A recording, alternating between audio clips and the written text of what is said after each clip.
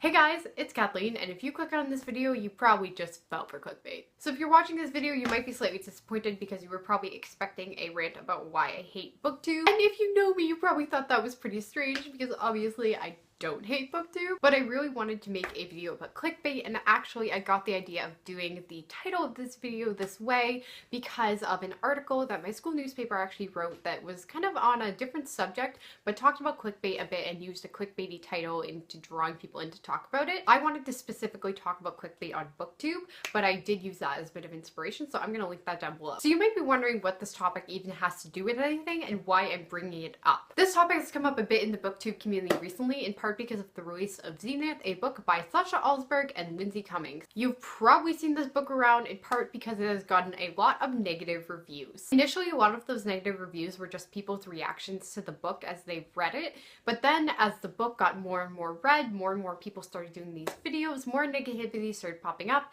and people started to feel as people were only making videos like this just for the views. Now, I talked a while ago on my channel about negative content and what that means for Booktube and what it really is, but one issue I didn't really delve into in that video was doing negative content primarily for views. And that is what we're going to be discussing today, aka clickbait. So what is clickbait? I'm going to give you the handy Kathleen definition, but it's essentially a word for you to click on something, whether that be a website link, an article, or a video. Oftentimes clickbaity headlines have something like, "You'll never believe what happened next," or "I did this for 10 days. Here were the results." It's something where it won't tell you what's actually happening in the headline, and you have to click on it in order to find out what's going to happen. Now, other than that, there are other types of clickbaity headlines. For example, a clickbaity headline that you see around sometimes is people saying, "We're parents, oh my gosh," and that's the video, and you think that they're pregnant, and actually they just adopted a new puppy. So a big aspect about clickbait is that it's kind of deceptive. It convinces people that they're either getting something completely amazing that they're never going to believe, or it just straight up isn't completely honest in order to make you click on the video. So now that we know what clickbait is, we can talk about why in heck clickbait exists. So my simple answer for clickbait's existence is simply that it exists because the internet exists. Now, I'm in journalism, so a lot of you know this. I've talked about it in a lot of my discussion videos, so something I'm going to talk about is specifically the decline of the newspaper. So back when newspapers were a thing people actually read all the time,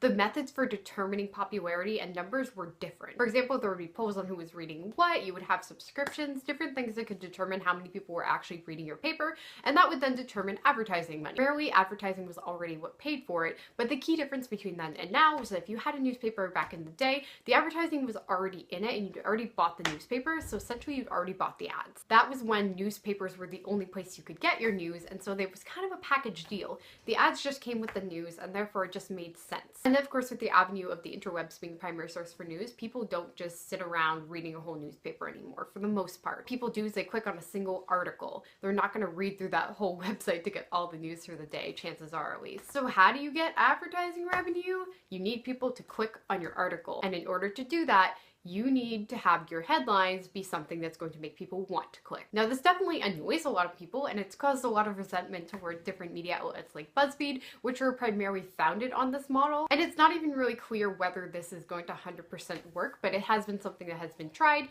and it has been successful in getting those clicks. Whether it's successful in actually saving those companies and making them more profitable, but it does get people to click on the pages. We're gonna get away from the newsy side of things now. That part's over, and we're going to talk about Booktube specifically. So it's not surprising that YouTubers and even Booktubers do use clickbaity titles in order to get views on their videos. Being a YouTuber is hard.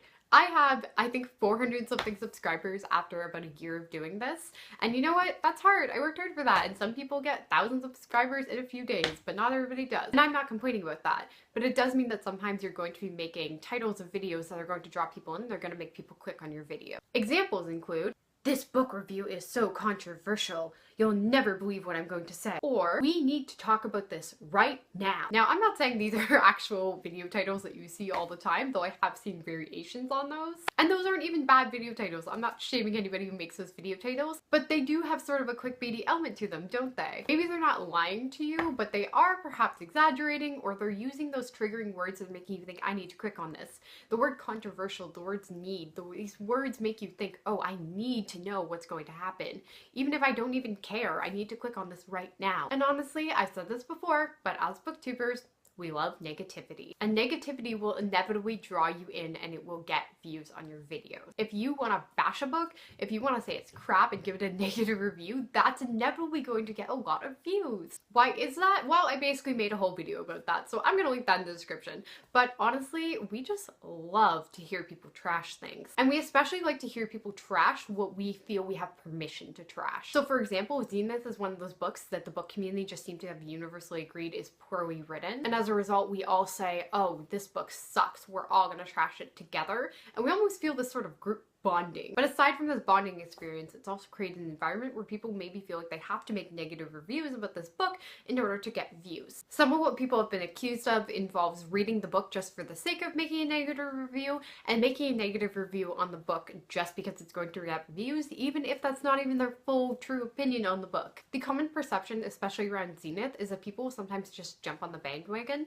and they'll all say, oh, I totally hate this book, and they'll read it just to get views because it's the popular thing to do at the moment. And is it true? I mean, maybe. Now, it's not that that's not their true opinion on the books or anything, but people are definitely making these videos and they can look like copycat videos after a while. But you may be wondering, are these videos clickbait? In my opinion, they kind of are. They're essentially luring you in to click on the video with the promise that this is going to be this huge negative thing and it's going to be like controversial and dramatic. And even then, it might not be that controversial and dramatic, but they're kind of playing off what they expect people to click on, and that kind of is clickbait. Of course, that's not necessarily a bad thing. What's assumed with clickbait is that it is inherently bad and that they are inherently lying to you. In my opinion, they're not necessarily. There is often an element of exaggeration in clickbait, and I have talked about that already in this video, but I don't think it has to be present. And I don't necessarily think that every video that exaggerates a little bit is clickbait. I don't think that wearing the clickbait title inherently makes a video bad. I'd say that I made a video last week where I said, huge book on haul, and it was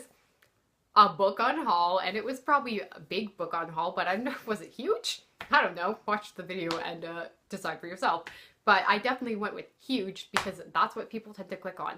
They like words that make them think, oh, this person's getting rid of so many books. They're gonna bash so many books. I am into that. This is what I imagine you all talk like, essentially. And I kind of knew that when I made the title of that video, that maybe that wasn't 100% honest. It wasn't like a small book on haul, but was it a huge one? I don't know. But I think what really trips people up is not so much those words, but the idea that people are only saying things to get clicks and views. And that is kind of dishonest.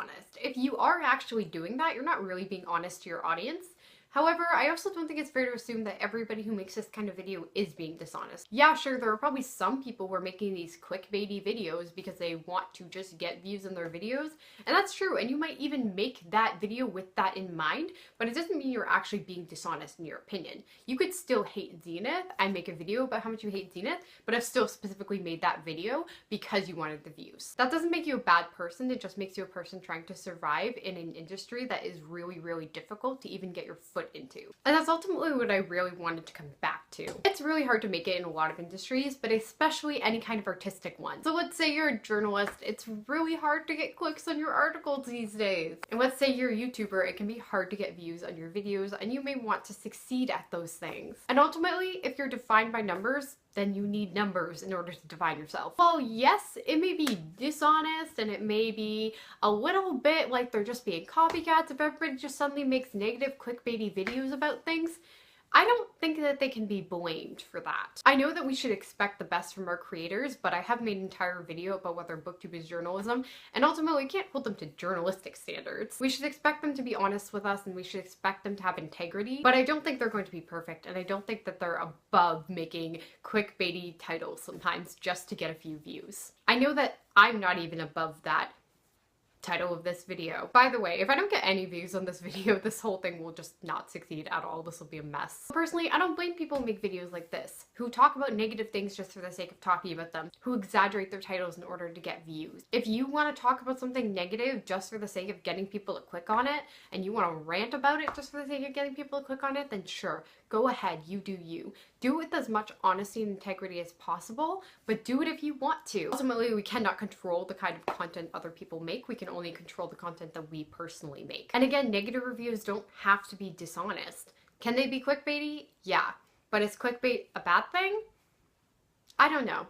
I think it is if you look at it that way, but it doesn't have to be. Thank you guys so much for joining me in this discussion. I would love to hear your thoughts on it. I'm sure some of you will have many thoughts on it, so please comment below. I'd love to get a discussion going about this. I apologize for this title again, and once again, if this gets no views, this is going to be the most pointless video ever. But I hope you guys did enjoy this video. If you did, give it a thumbs up and subscribe on your way out if you're new here and you want to see more videos. I upload videos every Tuesday and Friday, so please also hit that bell if you want to be notified about those. If you'd like to follow me on any of my social media accounts, the links will all be in the description. But in the meantime, I will see you guys next time.